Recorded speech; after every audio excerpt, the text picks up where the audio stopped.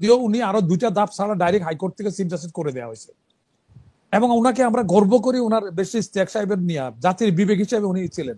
তো এখন ব্যারিস্টার ইশতিয়াক সাহেবের ছেলে চিফ জাস্টিস হয়েছে এবং তার 2টা ডাবল জাম্প করে তার দেওয়া হয়েছে। এটা পৃথিবীর কোথাও নজির নাই। তার দুর্নীতির মামলা বিরাজমান অবস্থায় এটা সেটেল হয় না। আমি বলছি না যে ওই দুর্নীতি করছে, কিন্তু যেতে একে 21 লোকের যিনি আসামি বিচারক হয় কি করে, তাহলে সে যখন কোনো কেস করবে এটা রাজনীতিবিদেরা নিতে পারে, তার নিজের লোক নিবে, ওই নিবে, কিন্তু এই গভর্নমেন্ট একজন লোক আসামিকে কি করে দুদুকে চেয়ারম্যান বানায় করছে।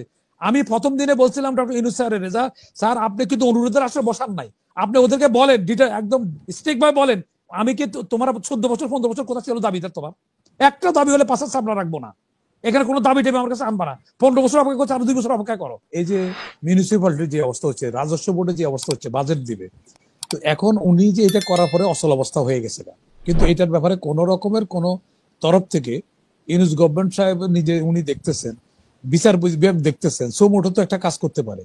এই যে কাউকে দাওয়াত করতে হবে, নিরূপণ করতে হবে। এই যে আমি আজকে আসার সময় দেখলাম সংসদ ভবনের সামনে এই অনুষ্ঠানে করার আগে আমি সংসদ ভবনের এখানে দেখি মাছের বাজার বসে গেছে। পুরা সংসদ ভবন একটা আমাদের গর্বের বিষয়। এই কোনো একটা লোক আছে, এদেশে সরকার আছে কিনা মনে হচ্ছে। আমার আসার সময় দেখা আপনারা যে কোনো লোক এখন যাই দেখুক, মাছের বাজার বসছে, এখানে টি স্টল বসছে, ঠোঙ্গায় এখানে এটা ওই যে বাগারি যেরকম ইয়ে হয় না, এরকম অবস্থা হচ্ছে। এটা একটা জাতীয় সম্পদ, এটার সামনে এতগুলি দোকান, এগুলি কাউকে না কাউকে পয়সা না দিত তারা বসে নাই। কিন্তু এটা কিভাবে হচ্ছে? তো যে লোকেরা একে একটা সংসদ ভবনকে রক্ষা করতে পারছেন, তারা ভোটের বাক্স রক্ষা করবে কিভাবে? যে লোকেদেরকে কাস্টডিতে থাকা অবস্থায় সে নিরাপদ মনে করে, মানুষ যখন কেউ গণপিটুনিতে যায় বা অন্য কোনো দিকে, তখন আশ্রয় নেওয়ার জন্য সে পুলিশের কাছে যায়। তো এখানে দেখা যাচ্ছে যে লোক অ্যারেস্ট হয়েছে, তার কেস চলছে, তার কোর্টে আনার সময় এগুলি আগে নির্ধারণ করা থাকে ডেট, তো ওই লোকটার দিতে পারছে না। ইভেন কি সিভিল ইলেকশন কমিশনারে আমি এই প্রসঙ্গে একটা সরকারকে একটু ধন্যবাদ দিই। আমি প্রথম আনছি যে আপনার প্রথম টার্গেট হবে প্রায়োরিটি কেসের মধ্যে পড়বে ইলেকশন কমিশনকে ঠিক করা, বা যারা জনগণকে এই বা আজকে 17 বছর ধরে ভোটের থেকে বঞ্চিত করছে তাদের কাস্টডিতে আনা, তাদের বিচার আওতায় আনা। ওনারা এই সিভিল ইলেকশন কমিশনারকে অ্যারেস্ট করছে, ধন্যবাদ, কিন্তু তাহলে তাকে জুতা দিয়ে পিটবে, সেটা তো সহ্য করা যায় না। এটা এই বিদেশে কি মেসেজ যাচ্ছে? এই দেশের বর্বর জাতি কাস্টডি থাকার পরে তারা ঢিলা মারতেছে, তারা মারতেছে, পুলিশ ওই পুলিশের কোনো বিচার আওতায় আসতেছে না। তারপর সংসদ ভবনের কথা বললাম এই কথা। তারপরে ইয়েতে আপনার এই যে হচ্ছে প্রশাসক মেয়রের ব্যাপারে একটা ডিসিশন তো আসবে সরকার থেকে অথবা কোর্ট থেকে, কেউ কিছু করতেছে না। ওখানে অফিস বন্ধ করে যাইয়া আপনার খোকা সাহেবের ছেলে যাইয়া ওখানে দখল করে বসে আছে। তো এইটা তো হয় তার মেয়র নির্বাচন করবে অথবা বলবে স্টপ, এনাফ ইজ এনাফ। তো কেউ তো বলতেছে না। ব্যারিস্টার ইশতিয়াক সাহেবের ছেলে হয়েছে আপনার চিফ জাস্টিস হয়েছে, যদিও উনি আরো 2টা ধাপ ছাড়া ডাইরেক্ট হাইকোর্ট থেকে চিফ জাস্টিস করে দেওয়া হয়েছে, এবং ওনাকে আমরা গর্ব করি। ওনার ব্যারিস্টার ইশতিয়াক সাহেবের নিয়ে জাতির বিবেক হিসেবে উনি ছিলেন। তো এখন ব্যারিস্টার ইশতিয়াক সাহেবের ছেলে চিফ জাস্টিস হয়েছে এবং তার 2টা ডাবল জাম্প করে তার দেওয়া হয়েছে। এটা পৃথিবীর কোথাও নজির নাই। কি নজির নাই? সেটা হলো হাইকোর্টের থেকে এফিলিয়েট ডিভিশনে যাবে প্রথম, affiliate division senior affiliate division বিচারপতি হবে, তারপরে চিফ জাস্টিস হবে। 2টা ধাপ বাদ দেওয়া হয়েছে। তো এখন আমাদের পাকিস্তানে দেখি সরকারকে, ইমরান খানকে বলা হয়েছে, ইমরান খান বলছে আমাকে বাড়িতে গেলেও আমার নিরাপদ না, তখন তাকে কাস্টোডিয়ান হিসেবে কমিশনারকে দায়িত্ব দিচ্ছে, তুমি খাওয়াবা, তুমি তার প্রোটেকশন করবা। কোর্ট থেকে দেওয়া হচ্ছে। পাকিস্তানে আমরা অনেক কথা সমালোচনা করি, পাকিস্তানের প্রধানমন্ত্রীকে বরখাস্ত করছে। তা আমাদের এখানে জনগণের ট্যাক্সের টাকা আমাদের সিটিজেনরা পলাইতেছে কেন? পলাইছে কারণ আছে তো। তাহলে এখন এই যে এগুলি করছে, ওখান থেকে তো একটা ডিরেকশন আসতে পারে যে এটা কি হচ্ছে। কাস্টডি থাকার পরে তুমি ওই সংশ্লিষ্ট অফিসার কোথায়? ওখানে সিভিল ইলেকশন কমিশনকে জুতা দিয়ে বেড়ানো হচ্ছে, তোমার ওখানে পুলিশ কি করতেছে? এখানে তো সোমোটো তো করতে পারতো, অথবা ইউনূস সাহেব তো একটা নির্দেশনা দিতে পারতো যখন হয়েছে করতে। তাহলে এনারা যে লোকেরা একটা কয়েদিকে রক্ষা করতে পারছে না, এরা ভোটের বাক্স কিভাবে রক্ষা করবে? কিভাবে রক্ষা করবে? আমি কালকে একদম সিনিয়র, আমি নাম বলতেছি না, পুলিশের একজন সিনিয়র অফিসারের কাছে, পুলিশ কন্ট্রোল করে মোটামুটি, ওনার কাছে গেছি।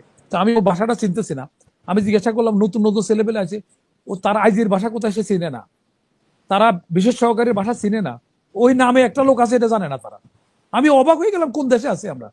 একটা পুলিশের একজন লোক তার বসের টপ বসের চিনে না, তার মন্ত্রী কোথায় আছে এটা বলতে পারতেছে না। বাসার কাছে যাই আমরা একটু রোকন ভাই থেকে শুনে আসি, জি শেষ করবেন। তো এখন ব্যাপার হচ্ছে এই অবস্থা। তারপরে যে লোকগুলিরে ইলেকশনের যে যারা রাতের ভোট দিনে করছে, এদের বিচার আওতায় তো শুধু 2জনকে অ্যারেস্ট হয়েছে। এটা ধন্যবাদ দিই অন্তত। তাও আমরা বলা বলির পরে আমি প্রথম উঠেছি এটা, কি করে তারা বাইরে কেন? যদি হাসান কিন্তু থাকতে পারে, এই চ্যানেলও বলছি আমি, অন্য চ্যানেল বলছি, তাহলে তারা বাইরে কেন? তাহলে এই যে লোকগুলি ডিস্ট্রিক্টে একটা লোকও ছিল না, যেটা পাকিস্তানে তো নিজেরা যে সারেন্ডার করছে কোর্টে যে আমার অ্যারেস্ট করো, আমি জনগণকে ঠিক মতো ভোট দিতে পারি না, আমার দায়িত্ব ছিল জনগণের ট্যাক্সের টাকা আমার বেতন হয়। দুইজন কমিশনার যাইয়া ইয়ে করছে। তাহলে আমাদের এখানে 18 কোটি লোকের মধ্যে কি একটা লোকও নাই? ওই দিন দেখলাম যে স্টাবলিশ সেক্রেটারি একটা মূল্যবান কথা বলছে, বলছে যে ডিসি সবগুলির ভোটে যারা আসলে সবগুলির ওইসডি করে বাড়ি পাঠা দিয়ে 25 বছর যার। আমি তার থ্যাঙ্কস দিয়ে এই অনুষ্ঠানের মাধ্যমে, সে বলছে যে আমাদের মধ্যে কি একটা লোকও ছিল না, প্রশাসনে একটা লোকও ছিল না, একটা লোক ছিল না যে এই কাজের প্রতিবাদ করে, যে আগে যে অন্যায়গুলো হয়েছে প্রতিবাদ একটা ডিজাইন করে ওদের আবার চুক্তিবিধি দিতে হবে। আসে না আসে। আর এর মধ্যে আরেকটা কথা আছে, দুদকের চেয়ারম্যানের বিরুদ্ধে 32 পাতা দুর্নীতির মামলা বিরাজমান অবস্থায়, এটা সেটেল হয় না। আমি বলছি না যে ওই দুর্নীতি করছে, কিন্তু যেটা একে 21 লোকের যিনি আসামি বিচারক হয় কি করে? তাহলে সে যখন কোনো কেস করবে, এটা রাজনীতিবিদেরা নিতে পারে, তার নিজের লোক নিবে, ওই নিবে, কিন্তু এই গভর্নমেন্ট একজন লোক আসামিকে কি করে দুদকের চেয়ারম্যান বানায়?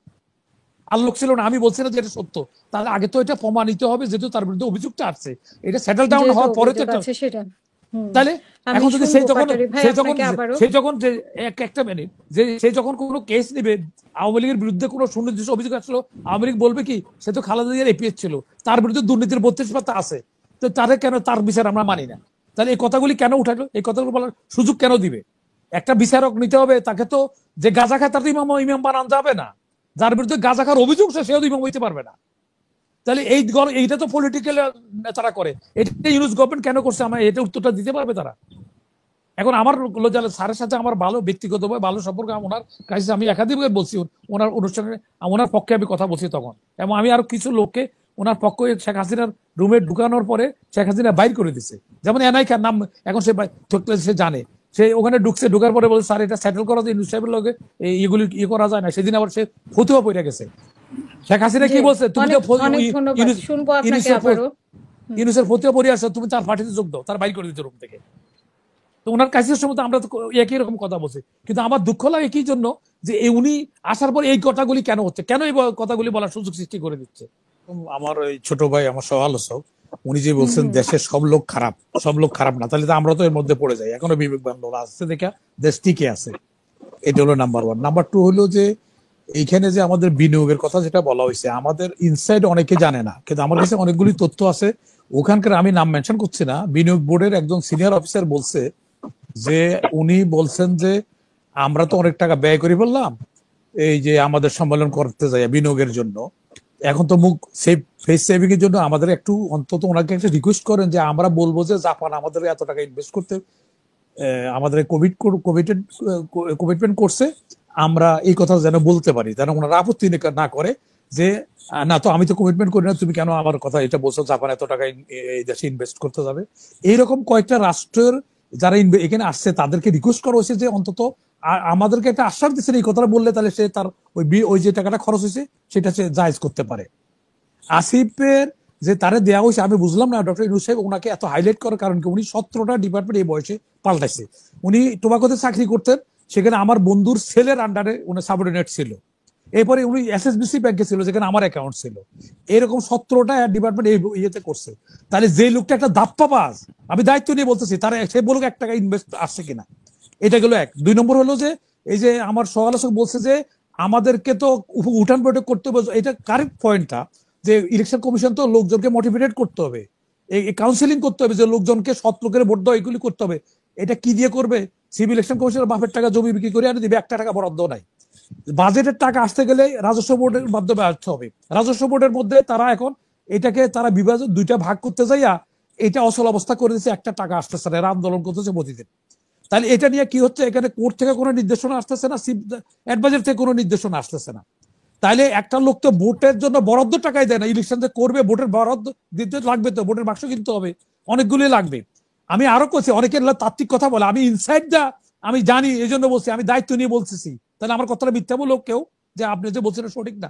ইউএনডিপি থেকে সিভিল ইলেকশন কমিশনার অত্যন্ত ভালো লোক, 3জন কমিশনার নিচে, ওরা ভালো লোক, কিন্তু এরা তো দেশের ভোটের বাক্স রক্ষা করবে না। এরা ঢাকা বসে কি করবে? এই যে ডিস্ট্রিক্ট ইলেকশন অফিসার গুলি যারা রাতের ভোট দিনে করছে, একটা লোকের চাকরি গেছে, যায় নাই। তারপরে এখন যে বরাদ্দ দিবে, 1 টাকা বরাদ্দ দেয় নাই। সিভিল ইলেকশন কমিশন নিজে পার্সোনালি করে 500 করে ইউএনডিপি থেকে কিছু টাকা দিয়ে কিছু ইকুইপমেন্ট, কম্পিউটার এরকম 500 কোটি টাকার উনি কমিটমেন্ট করছে, এবং টাকাও তারা কিছু জিনিস পাঠাই দিচ্ছে। পাঠাই দেওয়ার পরে রাজস্ব বোর্ড আটকায় রাখছে, কেউ ট্যাক্স চাচ্ছে। কি আজগুবি লোক! ওই যারা দান করছে তারা বলছে এই কোন পাগলের দেশে পড়লাম রে ভাই, আমি দান করতেছি বলে আমার ট্যাক্স দিতে বলে, আমি যদি কাউকে দান করতে চাই আমার ট্যাক্স দিলে আমি ওই ওই দিকে হাঁটবো আমি? এটা অনেকে জানে না, তারা ভাষা ভাষা কথা বলতেছে। ইলেকশন হবে না, আমি তো প্রথম দিনে বলছি, এই গভর্নমেন্ট আসার আগেও বলছি যে এই গভর্নমেন্ট ফেল করবে, দায়িত্ব নিতে বলছি আমি। আমার তো এই চ্যানেলে তো আমি বলছি অনেক কথা বলছি না, একটা কথা ওই যে ওই দিন বলা হয়েছে যুদ্ধ লাগবে, এখানে একজন তো আলোচক বলছে যে 6 কোটি লোক মারা যাবে আণবিক ব্যবহার করে, আমি বলছি কিচ্ছু হবে না, যুদ্ধ খেলা হবে, এফোর্ড করার মতো ক্ষমতা নেই, এই চ্যানেলে তো বলছি আমি। তো আজকে আমি দায়িত্ব নিয়ে বলতেছি, এই যদি অবস্থা হয় ভোটের বাক্স করতে রাজস্ব বোর্ড তো টাকাটা আমদানি করতে হবে, টাকাটা কে দিবে? ভোটের জন্য যে একটা বড় বরাদ্দ লাগবে।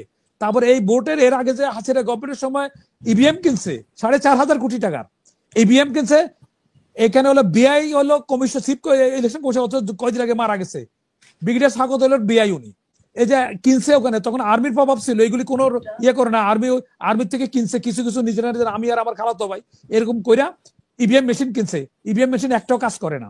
তাহলে এই যে এটা দায় দায়িত্ব নিরূপণ করতে হবে না? কি দিয়ে ইলেকশন করবে? ভোটের বাক্স নাই, ভোটের বাক্স কিনতে গেলে টাকা লাগবে, টাকা আয় করবে কোত্থেকে? রাজস্ব বোর্ড থেকে। রাজস্ব বোর্ডের মধ্যে কোনো একটা কাজ হচ্ছে না, তারা ডেলি আন্দোলন করছে। আমি প্রথম দিনে বলছিলাম ডক্টর ইউনূস স্যারের, স্যার আপনি কিন্তু অনুরোধের আসলে বসান নাই, আপনি ওদেরকে বলেন একদম স্ট্রিক্ট ভাবে বলেন, আমি কি তোমার 14 বছর 15 বছর কোথা ছিল দাবিটা, তোমার একটা দাবি হলে 5 সামনে রাখবো না, এখানে কোনো দাবি টেবি আমার কাছে আনবা না, 15 বছর অপেক্ষা করছে, আরো 2 বছর অপেক্ষা করো, তা তো বলে না। সে তো এগুলি করছে কেওয়াস কনফিউশন ইলেকশন করার তো উদ্দেশ্য নাই, কারণ এরকম কেওয়াস লাগলে পিনাকাল গিয়ে বাহানা চাই, মদ যে খায় সে অনেকগুলি বাহানা লাগে, ঘুম হয় না, অনেক কথা বলে, সুরেরও একটা বাহানা আছে, ডাকাতের একটা বাহানা আছে, কেন ডাকাতি করে, যে ঘুষ খায় তারও একটা বাহানা আছে।